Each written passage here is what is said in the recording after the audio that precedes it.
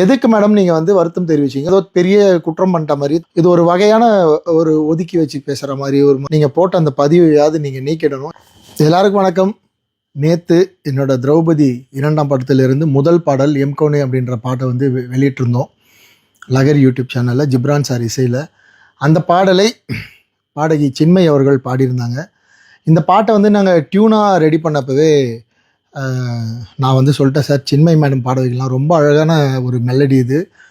அவங்க பாடினாங்கன்னா அந்த பாட்டுக்கு ஒரு உயிர் இருக்கும். ஏன்னா நான் ரொம்ப நாளாக சின்மய் மேடமோட ஃபேன் ஃபாலோவர். அவங்க அவ்வளோ அழகாக இருக்கும் அவங்களோட வாய்ஸ். அதனால தான் நான் தான் கேட்டேன், அவர் ஒத்துக்கிட்டாரு. அண்டு செல்வமீரா வந்து பாடல் வரிகள் எழுதுனதுக்கப்புறம் மேடமை கூப்பிட்டு சாங் ரெக்கார்டிங் பண்ணோம். ஜிப்ரான் சார் தான் அந்த பாடலை வந்து பதிவு செஞ்சார். நான் இல்லை அவங்க பதிவு செய்கிறப்ப. பட் அவங்களுக்கு என்னோடய டீம்லேருந்து போய் ஷூட் பண்ணுறத வீடியோலாம் எடுத்தாங்க, எக்ஸ்பிளைன்லாம் பண்ணியிருக்காங்க எந்த மாதிரியான மூடில் இந்த பாடல் வருது அதெல்லாம். ஸோ இதெல்லாம் நல்லபடியாக முடிஞ்சிச்சு. நேற்று அந்த பாடல் வெளியிடறதுக்காக ஒரு ப்ரமோ போட்டப்போ அதில் அந்த சின்மய் மேடமோட விஷுவல்ஸ் வந்தது. அதை பார்த்த சில பேருக்கு வந்து என்ன நடந்துச்சுன்னு புரியல. எனக்கு நான் ட்விட்டரில் ரெகுலராக இருக்கிறதால, எக்ஸில் ரெகுலராக இருக்கிறதால எனக்கு வந்து அது புரிஞ்சிச்சு. உடனே ஒரு கண்டினியூஸாக ஒரு 30 பேர் வந்து சின்மய் மேடமாக கண்டினியூஸாக அட்டாக் பண்ணுறாங்க. என்னென்னா, இந்த மாதிரி திரௌபதி, ருத்ரதாண்டவம், பகாசுரன் போன்ற படங்களெல்லாம் எடுத்தார்.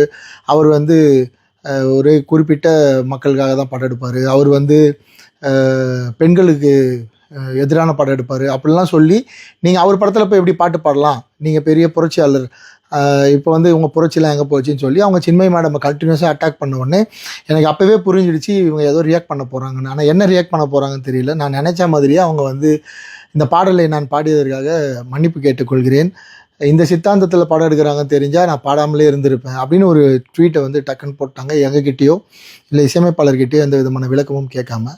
அது எங்களுக்கு ரொம்ப அதிர்ச்சியாக தான் இருந்தது. ஏன்னா ஒரு படக்குழுவாக ஒரு இவ்வளோ பெரிய பட்ஜெட்டில் இவ்வளோ பெரிய ஒர்க் பண்ணி இதில் என்ன பண்ணியிருக்கோம், என்ன கண்டென்ட்னு கூட தெரியாது யாருக்கும், அவங்களுக்குமே தெரியாது. ஒரு வாட்டி கேட்டுக்கலாம், இந்த மாதிரி சொல்கிறாங்க என்ன உங்கள் நிலைப்பாடுன்னு கேட்டுட்டு கூட அவங்க ஒரு முடிவு எடுத்துருக்கலாம். ஸோ எடுக்காமல் அந்த மாதிரி ஒரு மன்னிப்பு கேட்டதால் எனக்கு வந்து நம்ம என்ன சித்தாந்தத்தில் இருக்கிறோம், நான் என்ன சொல்வேன், எப்போவுமே கடவுள் இருக்குதுன்னு சொல்கிற ஆள் நான். இங்கே தமிழ் சினிமாவில் அதுதான் பெரிய பிரச்சனை. கடவுள் இருக்குது, கடவுள் இல்லை அப்படின்னு சொல்கிற சித்தாந்தம் தான் இங்கே பெரிய சித்தாந்தமாக இருக்குது. அதை சுற்றி தான் மொத்தமும் இருக்குது. எனக்கு தெரிஞ்சு சின்மய் மேடம் இது வரைக்கும் கடவுள் இல்லை, கடவுளுக்கு எதுவாக பேசினது இல்லை. அவங்க சின்மயி ஸ்ரீபாதா அப்படின்னு தான் பேர் வச்சுருக்காங்க. ஸ்ரீபாதானா என்ன அர்த்தம்னா ஸ்ரீபாதம், இறைவனோட பாதம் தான் அர்த்தம்.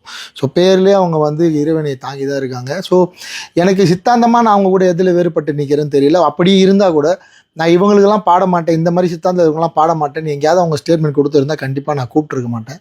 ரொம்ப விரும்பி ஆசைப்பட்டு அவங்க குரலில் தான் இந்த பாடல் பதிவாகணும்னு நான் தான் கேட்டேன். கடைசியில் இப்படி ஒரு விஷயம் நடந்துச்சு. எனக்கு என்ன தெளிவு வேணும் இந்த வீடியோ எதுக்காக அப்படின்னா, எதுக்கு மேடம் நீங்கள் வந்து வருத்தம் தெரிவிச்சிங்க? உங்களை வருத்தம் தெரிவிக்க சொல்லி, உங்களை வந்து இந்த பாடல் பாடினதுக்காக அப்பாலஜிஸ்ன்ற வார்த்தையை பயன்படுத்த சொல்லி உங்களுக்கு பின்னாடி இருந்து யாரோ புற அழுத்தம் கொடுத்துருக்காங்க. அவங்கக்கிட்டே எதுக்காக நான் என்னை வருத்தம் தெரிவிக்க சொன்னீங்கன்னு கேட்டு அது ஒரு விளக்கமாக நீங்கள் இதே ட்விட்டர்லையோ இல்லைனா உங்களோட லெட்டர் பேட்லேயோ ஒரு விளக்கம் கொடுத்தீங்கன்னா அது எங்களோட படத்தை எந்த வகையிலும் பாதிக்காமல், வியாபாரத்தை பாதிக்காமல் இருக்கும். பாடல் நல்லபடியாக போயிட்டுருக்கு. ஆர்கானிக்காக ஒரு 1 மில்லியன் வியூஸ் வந்து நம்ம இப்போ பேசிகிட்டு இருக்க இந்த நேரத்தில் பாடல் நெருங்கிடுச்சு. இருந்தாலும் என்னை சுற்றி இருக்கவங்க, என்னை இவ்வளோ நாள் சப்போர்ட் பண்ணுவாங்க, எனக்குன்னு இருக்கிற மக்கள், எனக்கு படம் பார்க்குற மக்கள் வந்து என்னை சுற்றி கேள்வி கேட்டே இருக்காங்க. அவங்க நிறைய கோரிக்கை வைக்கிறாங்க. அவங்களுக்கு வந்து நீங்கள் கொடுத்த இந்த ஸ்டேட்மெண்ட் மிகப்பெரிய வருத்தத்தை ஏற்படுத்தியிருக்கு. அண்ட் ப்ரொடியூசருக்குமே வந்து, சார் என்ன சார் நமக்கு பிஸ்னஸ் இதுக்கு பாதிக்குமா, அவங்க ஏன் அப்படி ஒரு ஸ்டேட்மெண்ட் நம்மளை கேட்காம கொடுத்தாங்கன்னு கேட்குறாரு. எனக்கு பதில் சொல்ல தெரியல.